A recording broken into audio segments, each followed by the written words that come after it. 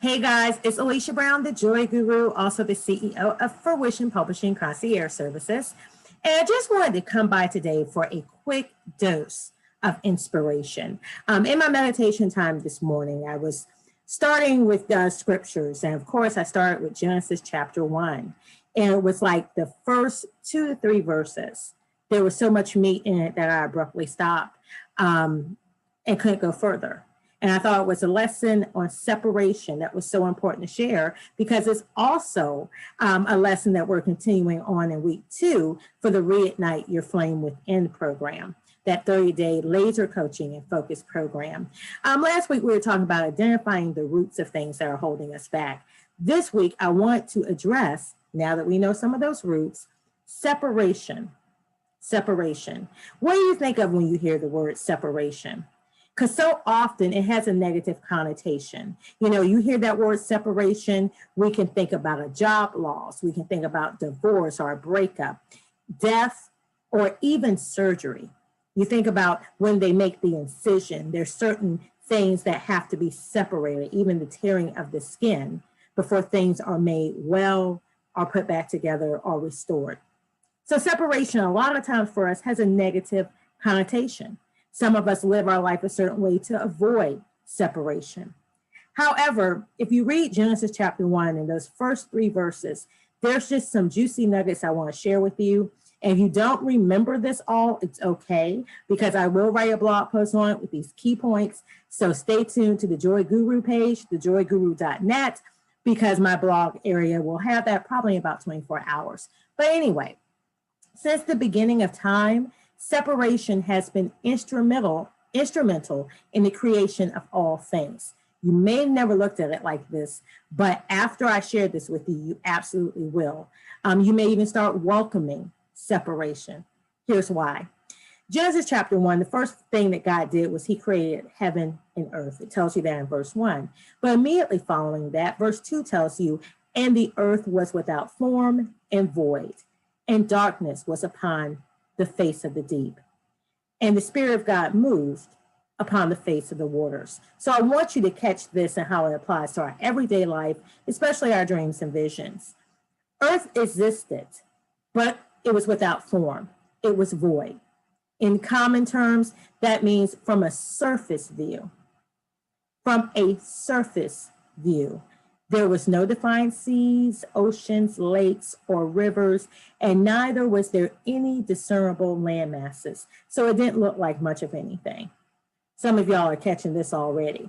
The account goes on to say that there was darkness upon the face of the deep. And how many times have you looked at certain areas of your life, whether it's your goals or your dreams or your desires, and you just felt like there's nothing there, nothing's forming, nothing's coming together, nothing's defined, there's no light. You may even be in a very dark place because of that, and you're trying to get your way out to where you want to be. But we all would do well to remember this story of creation, because the first thing the scripture tells you in chapter 1 of Genesis was that God created the heavens and earth. That's referenced first, and then immediately coming after that is telling you the condition of what it was before he did creation. The condition was that earth was existing without form, it was void, and there was darkness. But what proceeds is what's more important. And it's the same thing as far as what proceeds in our life if we feel like we're in this situation. It says that the Spirit of God moved. And that's where God was able to continue the work of his hands in creation. So I'm not preaching religion to you, but if you do claim any faith at all, the lesson you'll learn from this is that it really doesn't matter what seems to be dark, what seems to be void, what seems to be shapeless in your life if God moves. And then what happens after he moves? Well, you can continue on in the scriptures and it'll tell you that. If you really go through that first chapter of Genesis, it's going to tell you all the things that were formed.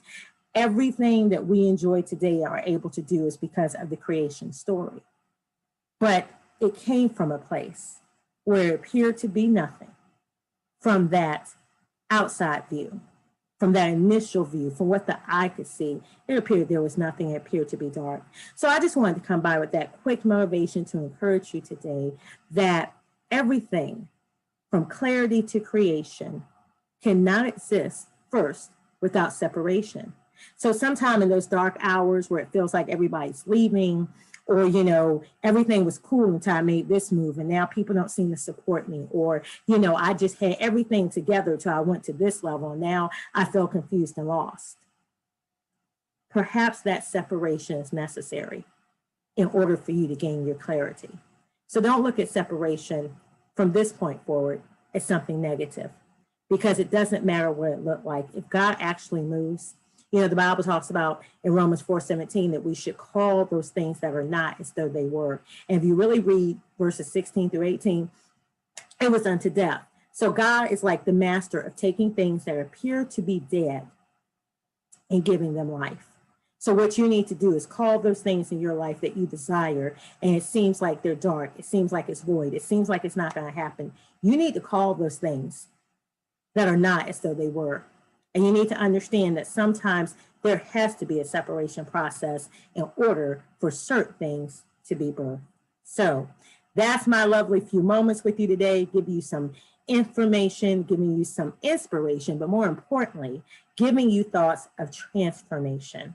Because it's not just knowledge that has power, it's knowledge that is applied, and it's knowledge that is properly applied in your life that's going to make the big difference, the biggest difference, and transform yourself and your mindset into what you really desire and where you really need to be. So as always, I wish you joy unspeakable, and bye-bye for now from Alicia Brown, the Joy Guru.